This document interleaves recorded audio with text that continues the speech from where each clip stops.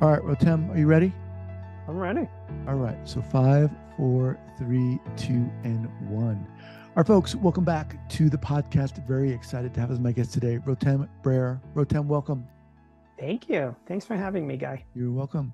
So Rotem says that eye movement desensitization and reprocessing therapy helped him change so many lives that it ended up changing his own life.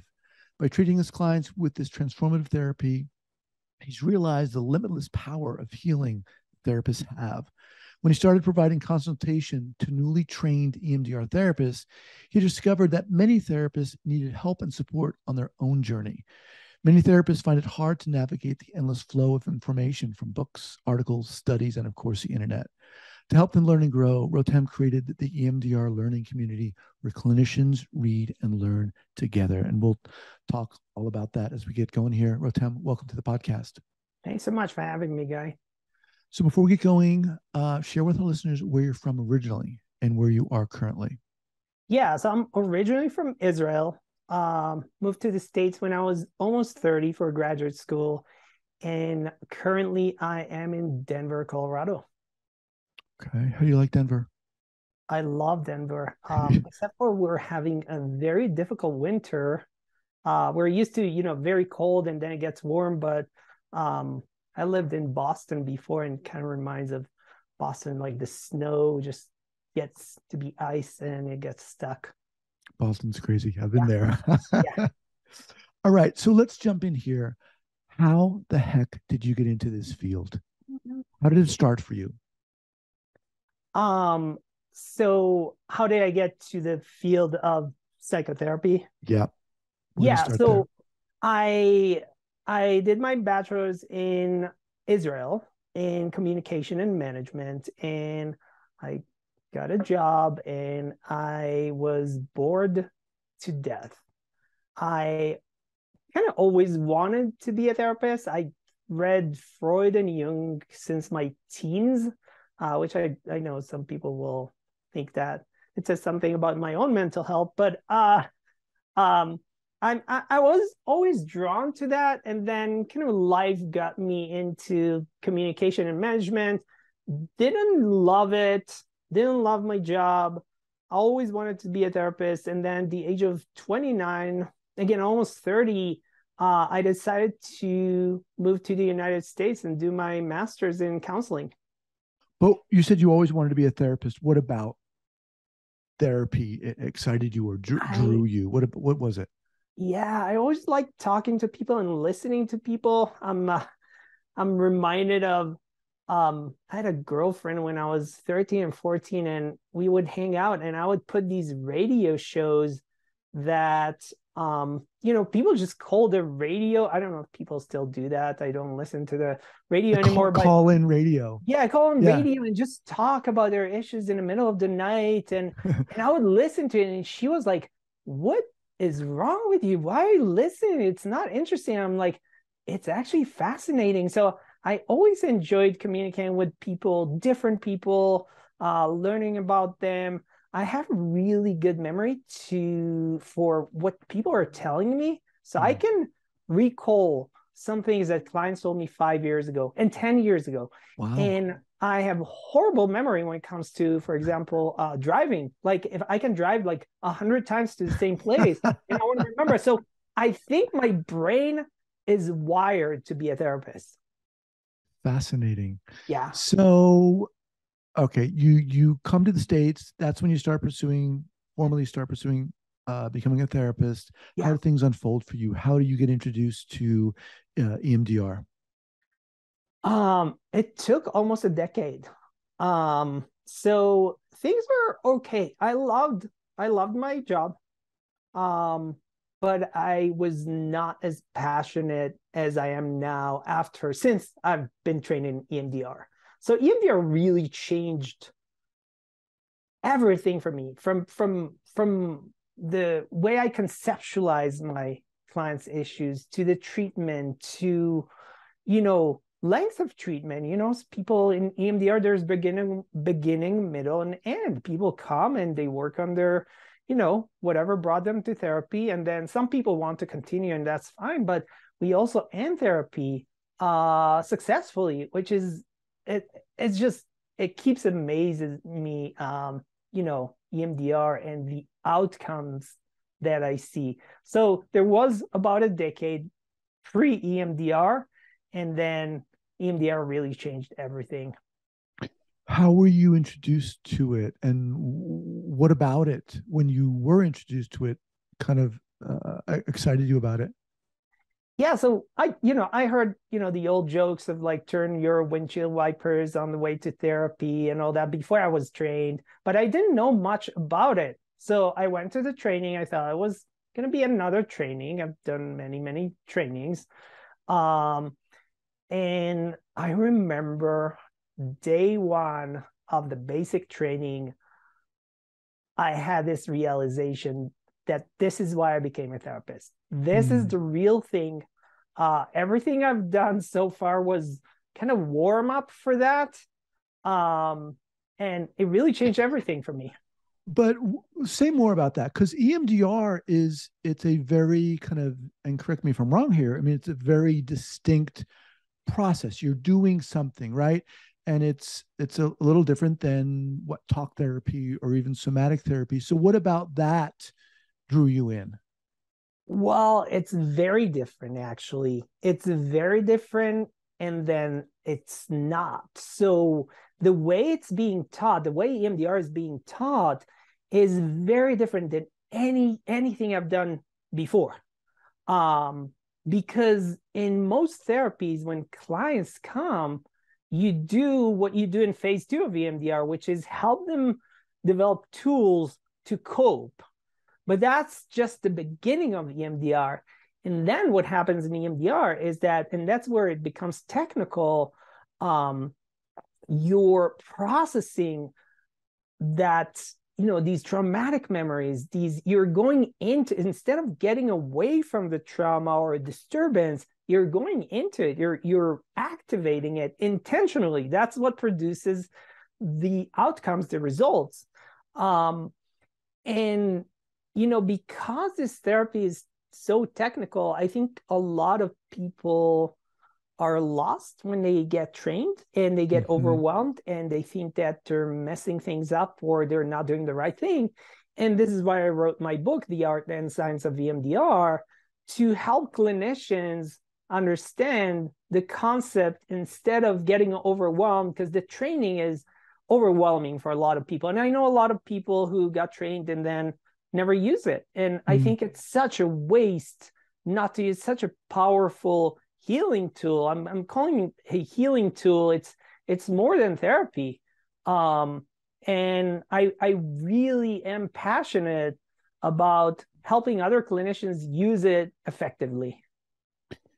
So you mentioned your book, and we'll talk more about that. But Yeah. you also created a learning community. So Yeah. how did that come about? And specifically, yeah, why did you create it? So it started as a platform to communicate with consultees. So I am an EMDR consultant, and I provide consultations to EMDR therapists. And, I didn't want them to wait until the next time we meet to ask me a question. So I created this platform, and then at some point it just expanded, and we're having so many good things going on there in this community. We have speakers, we have giveaways, we have weekly challenges. I realized that there are a lot of people like me. Well, maybe not crazy like me that, but a lot of people who really like to talk about EMDR and think about EMDR and participate in a discussion. And it's so much fun to see this community growing, and it's only for trained EMDR therapists. Okay. And people are really, really passionate about having these discussions. So in the bio, um, I read that when it says here, when you started providing consultation to newly trained EMDR therapists, you discovered that many therapists needed help and support on their own journey. Many therapists find it hard to navigate the endless flow of information from books and articles. What do you mean by that?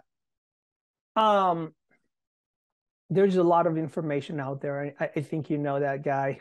Sure. We're getting bombarded with information. And when it comes to EMDR, it's a lot of the information is written in a very academic kind of way. And it's people get confused and they really don't know what to do. There's so much information, there's so many protocols. And I think that if people have a resource where they can go and ask some questions and have, we have a variety of EMDR therapists, but it's not just therapists. Some of them were trained, very recently. We have consultants in training, and we have consultants, and we have trainers, and we have, Dr. Jamie Marich is in our community, and Dr. Andrew Dobo is in our community. And so we have trainers, we have all levels, and we all participate in discussions, and we all learn from each other. Mm-hmm. So you're obviously very passionate about this, and I love talking to people like yourself who are so passionate about what they do. There are people listening. I mean, like you said in the beginning, not everyone has studied EMDR. What do you think some of our listeners need to know, maybe who haven't studied EMDR, who maybe are a little hesitant? Oh, I can't do that for whatever reason. What do they need to know that maybe would allure them, or maybe help determine whether they should or shouldn't pursue EMDR?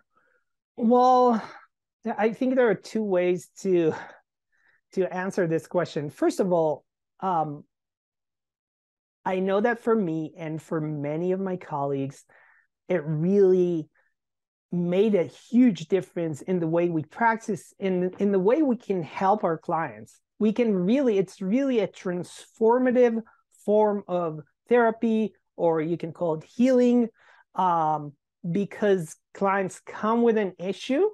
They come with a set of symptoms. They come with traumatic memories, and they come with, overwhelming anxiety and trauma, and they leave without it. And I know that if I heard myself before EMDR training, I would not really believe it. But once you see it happening over and over and over again, you become so passionate about it, because you're really changing people's lives. You're really transforming people's lives.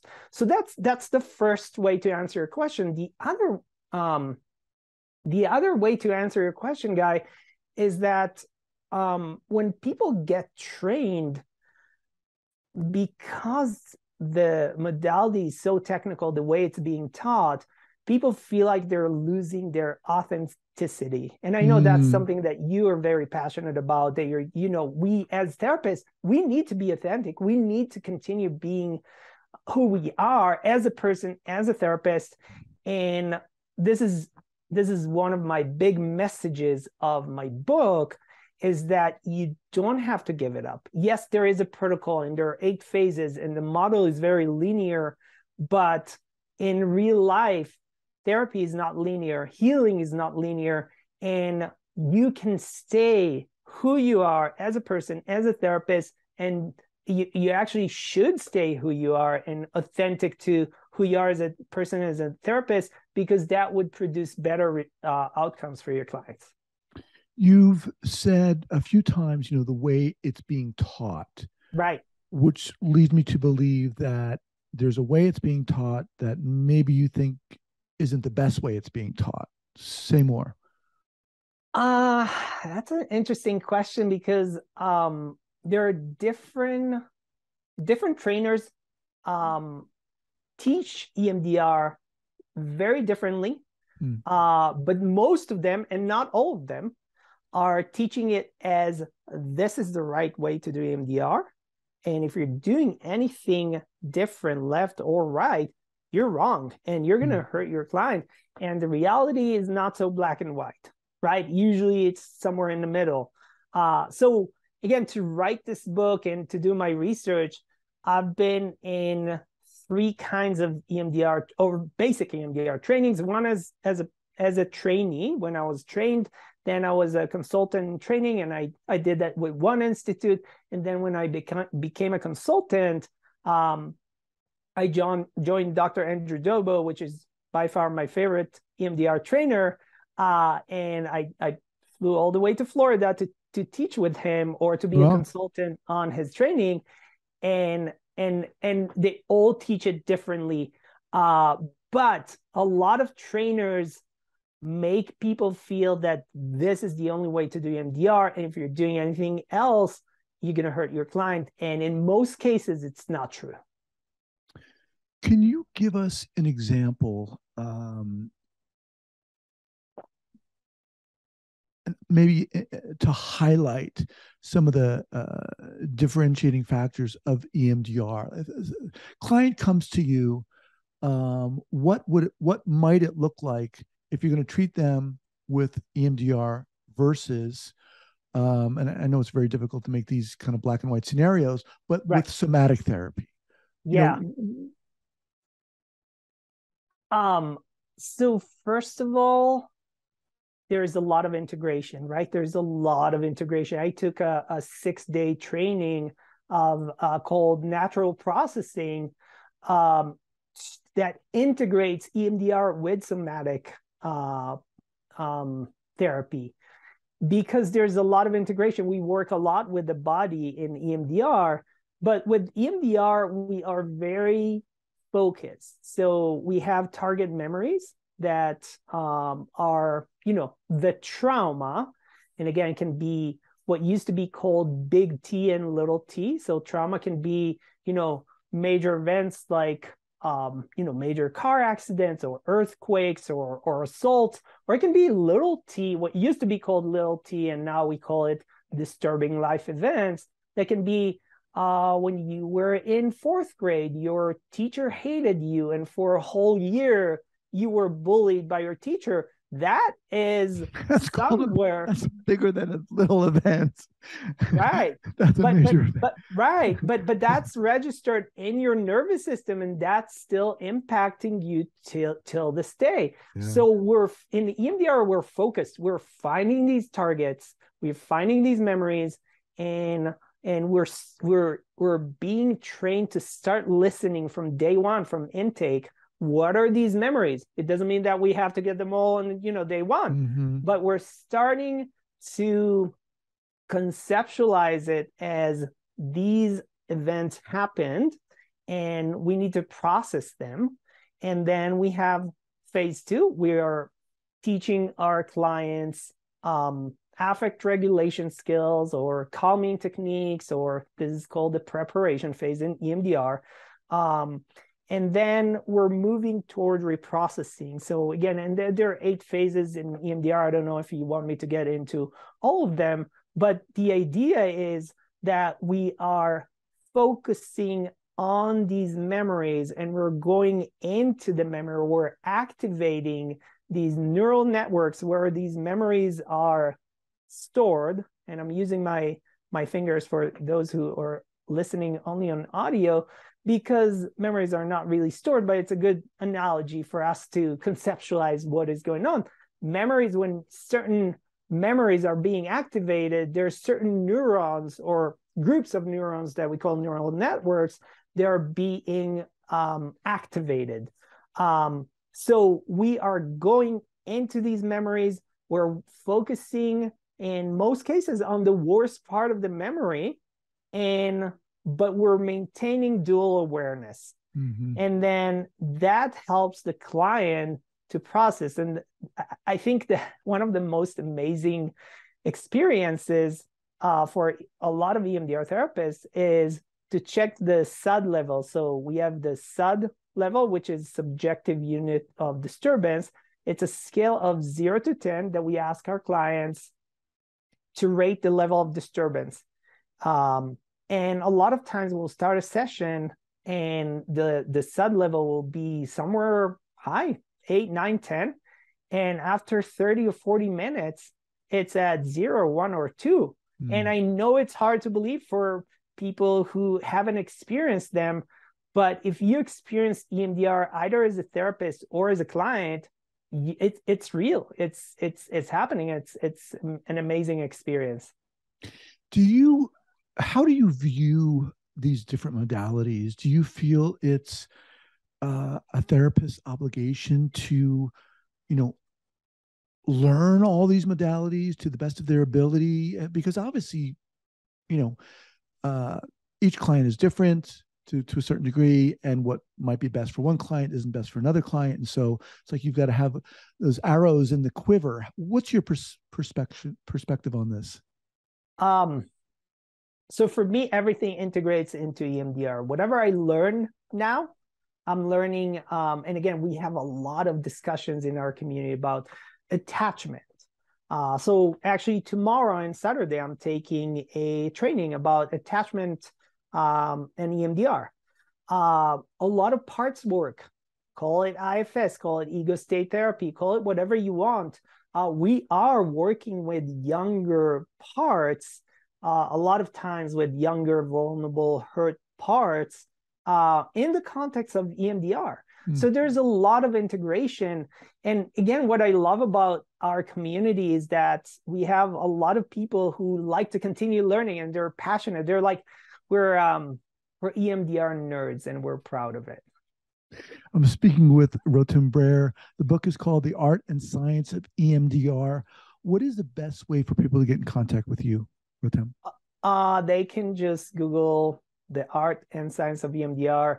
I created kind of like a little complicated URL or web address for this. So if you Google The Art and Science of EMDR, you will find the website, and there's a way to contact me there.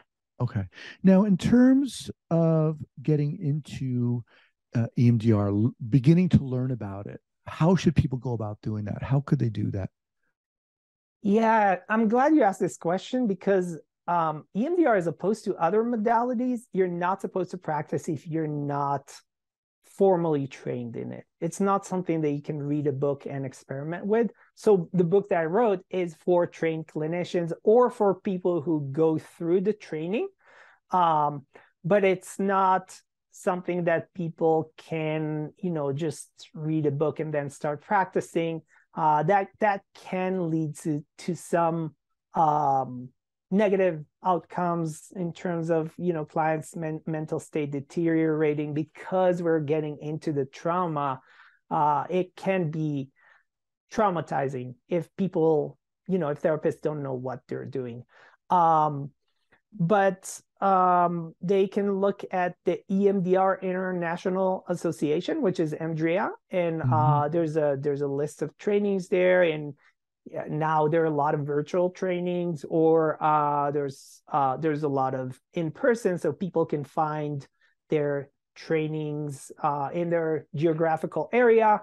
And there's also EMDR, kind of like EMDR it's called the international, but it's the United States, the EMDR, body in the United States. But there's EMDR Canada, there's EMDR Europe, there are these organizations all over. So people, I know you have listeners from all over the world. So if people are listening to it from overseas, they can look in their country, what's the organization that does all these trainings. Awesome. I appreciate it. Rotem, love to have you back. Like I said, you're so passionate, and that's what this podcast is about. I really appreciate you taking the time to be here. Yeah, thanks for having me. All right, sir. Take care. Thank you.